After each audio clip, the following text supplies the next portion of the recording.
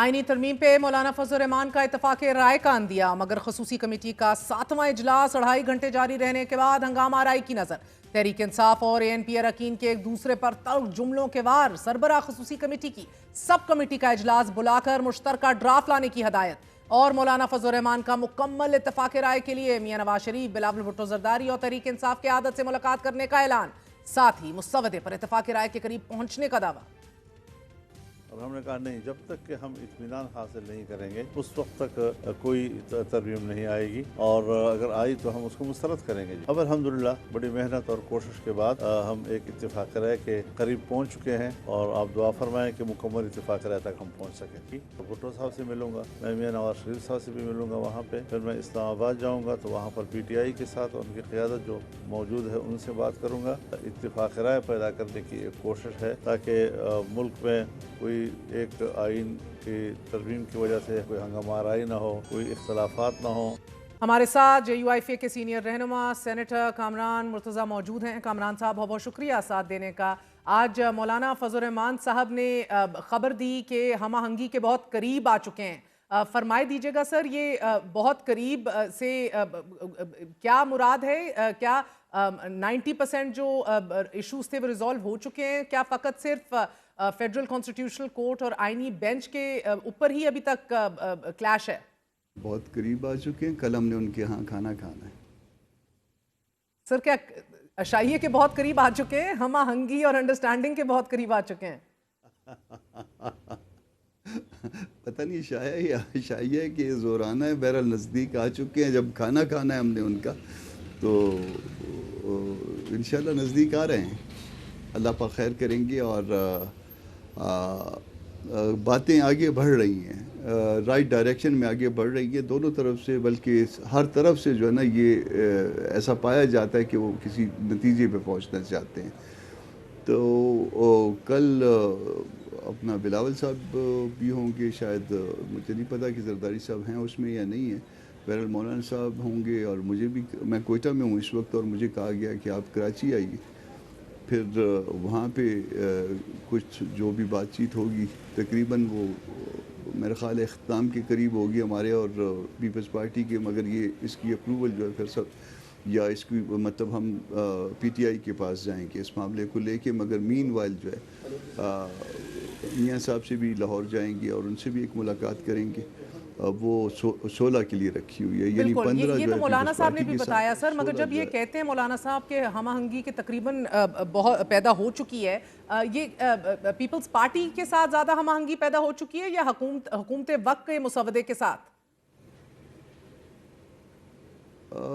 हुकूमत वक्त के मुसवदे के साथ नहीं। शायद आपने मौलाना साहब का पूरा स्टेटमेंट नहीं सुना। उन्होंने कहा कि गवर्नमेंट का जो मुसवदा था वो हम रिजेक्ट कर चुके हैं।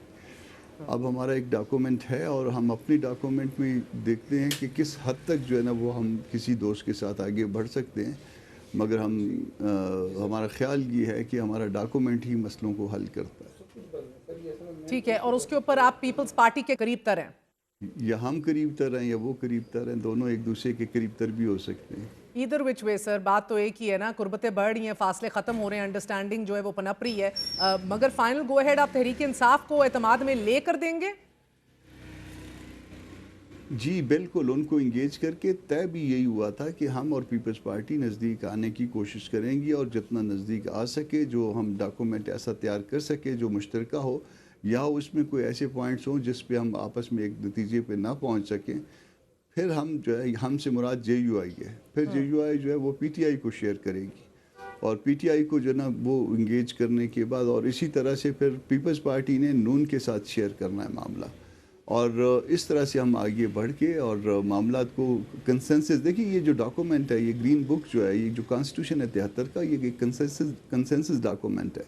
और हम यहाँ पे ये डिस्प्यूट पैदा कर लें कि PTI जो है वो 80-90 सीटों के साथ वो भी साथ नहीं है, फिर वो एक और गवर्नमेंट जो है ना ये तासुर पैदा कर ले कि JUI भी नहीं है साथ, नंबर पूरे कर लिए, जैसे भी पूरे कर लिए, तो ये इसका मतलब ये होगा कि ये दस्तूर जो है वो एक ऐसी दस्तावेज़ नहीं रहेगी जिस पे बाहमी इत्तफाक था।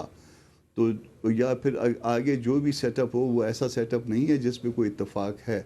तो फिर ऐसा कोई वक्त आ जाए तो खुदा न खास्ता वो मुल्क के लिए मुनासिब नहीं हुआ करता। تو ہم نے سب نے ملک کی خاطر آگے بڑھنا ہے، مگر جس حد تک رائٹ ڈائریکشن میں بڑھ سکیں گے اور جو اچھے نتیجے نکال سکیں گے وہ نکالیں گے انشاءاللہ۔ سر آپ کی بات میں تو لاجک دکھتا ہے جب آپ کہتے ہیں 200 کیسز کے لیے ایک پورا نیا ڈھانچہ اور عدالت کیوں بنائی جائے، لیکن یہ 200 کیسز پورا دن پولیٹیکل نیریٹو کو جی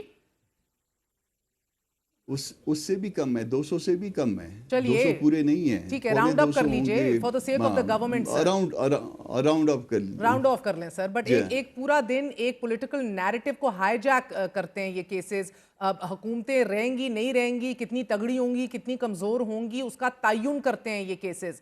کیا آپ کو بطور دلیل یہ منطق دی جا رہی ہے حکومت کی طرف سے when you raise these figures، یا کوئی اور دلیل دی جا رہی ہے کہ کیوں ضروری ہے؟ وہ کہتے ہیں کیسز تو اتنے ہی ہیں، 250 ہیں یا 200 ہیں، مگر وہ جو نا 20% ٹائم کھا جاتے ہیں، تو 20% ٹائم اس لیے کھاتے ہیں مہر بی بی کہ وہ آپ کا کیمرہ ان کو خراب کرتا ہے۔ جب کیمرہ آپ کا ان کے سامنے ہوتا ہے، جب ٹکرز چل رہے ہوتے ہیں، ایک جج صاحب کچھ ارشاد فرماتے ہیں، دوسرے جج صاحب کچھ ارشاد فرماتے ہیں، اور آپ ان کے ٹکر چلاتے ہیں اور نیوز الرٹ میں چلاتے ہیں، تو وہ جو ہے نا وہ اس میں ایلیویٹڈ فیل کرتے ہیں، مور ایلیویٹڈ فیل کرتے ہیں۔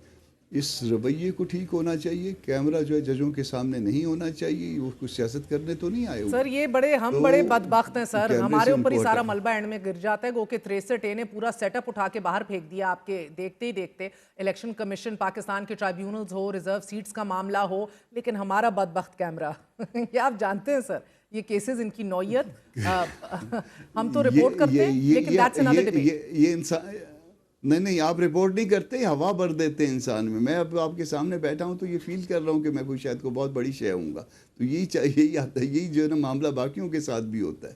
تو اس لیے جو ہے نا یہ کیمرہ جو ہے ججوں کے سامنے ہٹانا ہوگا، ان کو اپنا کام کرنا ہوگا، ان کو قانون کے مطابق چلنا ہوگا، ان کو یہ پالیٹکس سے بھی نکالنا ہوگا کہ جی ادھر سے ایک جج صاحب ایک ارشاد فرماتے ہیں، دوسری طرف سے اس کا دوسرے جج صاحب کوئی اور جواب دے دیتے ہیں، تو یہ جو کھٹی میٹھی باتیں ہوتی ہیں کورٹ میں، ان کو بھی ٹھیک کرنا ہوگا۔ اور سر یہ یعنی کہ ابھی تک تو آپ قائل نہیں کر پائے ان کو آئینی بینچ کے حوالے سے کہ ٹاپ سینئر موسٹ 5 ججز کو آپ سپریم کورٹ میں بٹھا لیجئے کانسٹیٹیوشنل بینچ کے لیے، اور نیچے ہائی کورٹس کے لیے آپ top 3 senior including chief justice کو بٹھا لیجئے، مگر سر یہ عمر کے تعین کے حوالے سے کوئی حتمی فیصلہ ہوا ہے؟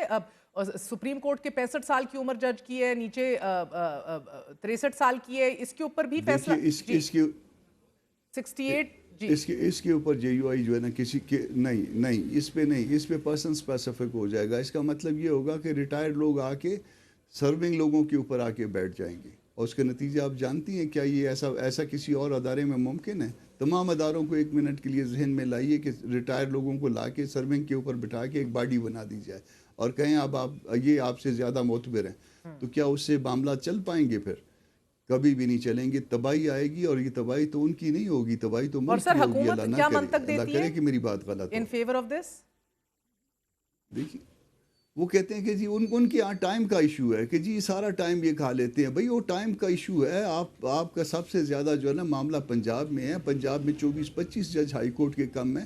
خدا کے بندو، یہ 9 مہینے میں گزشتہ 9 مہینے میں یہ 24-25 جج تو لگا لیتے، پھر آپ کی انوسنس یہاں پہ پروو ہوتی۔ یہ آپ کو اچانک جو ہے نا وہ جو ہے نا علامہ طور پہ یہ خیال آیا اگست یا سپٹمبر کے مہینے میں کہ قائد اعظم نے بھی جو ہے نا وہ کسی کانسٹیٹیوشنل کورٹ کے بارے میں جو ہے نا وہ ارشاد فرمایا تھا۔ سر وہ کہ مولانا صاحب نے آواز بالکل یہ اجلت کیا ہے یہ سوال اٹھایا، سب سے پہلے اٹھایا اور بڑی بھرپور طریقے سے اٹھایا، مگر اب مولانا صاحب خود کراچی بھی جا رہے ہیں، لاہور بھی جا رہے ہیں، اسلام آباد بھی آ رہے ہیں، یعنی کہ حکومت کی دیوی 25 اکتوبر کی ڈیڈ لائن کو تو یقینی بنانے کے لیے مولانا صاحب بھی کوششوں میں ہیں۔ مولانا اپنی باتوں پہ لوگوں کو قائل کرنے کی کوشش کر رہے ہیں before 25 اکٹوبر۔ نہ یہ ضروری نہیں ہے، مولانا آپ کا اس وقت کہاں تھے؟ مولانا انٹیریئر سندھ میں تھے، مولانا تو اپنے کام سے گئے ہیں، مفتی محمود کا کانفرنس ہے، مولانا اپنے معاملے میں گئے ہوئے ہیں، تو اپنے معاملے میں جا کے چلے، دوسرے کا بھی چلو کہیں کھانا کھا لیتے ہیں، اگر کوئی اچھا کھانا کھلاتا ہے تو مہر بی بی ہمیں کیا اعتراض ہے؟ نہیں ٹھیک بات ہے سر۔ مجھے یہ بتائیے گا سر کہ اگر کانسٹیٹیوشنل بینچ کے اوپر نہیں اکتفا کرتے حکومت اور اتحادی پیپلز پارٹی، پھر آپ گریز کریں گے ووٹ کرنے سے یا قائل کیا جا سکتا ہے؟ دیکھیے وہ قائل ہوں گے انشاءاللہ، اللہ پاک کریں گے اگر نہ قائل ہوں گے، آپ ہو جائیں گے؟ اور ہمارے ہاں جو ہے نا میں نہیں میری پوری بات تو سن لیجئے نا. ہمارے ہاں جو ہے نا اس طرح سے جو ہے نا وہ فوراً جو ہے نا اس طرح سے جواب نہیں دیا جاتا. پارٹی کی پالیسی یہ ہوتی ہے کہ پارٹی کے ادارے فیصلہ کرتے ہیں، مگر جو پارٹی کی اداروں نے جو فیصلہ کیا ہے وہ وہی ڈرافٹ ہے جس کو بلیک اینڈ وائٹ میں ہم نے شیئر کر دیا پبلک کو. ٹھیک ہے سر، میرے سوال کا جواب نہیں آپ نے دیا. آپ لوگ کے قائل ہونے کے کتنے امکانات ہیں if they don't budge؟ میں نے جواب دے دیا نا. اب سر مجھے نہیں سمجھ آئی نا، مجھے سمجھائیں نا ذرا کلیئرٹی کے ساتھ. میں اتنا اچھا سمجھا نہیں پاتا نا، تو یہ مسئلہ ہے.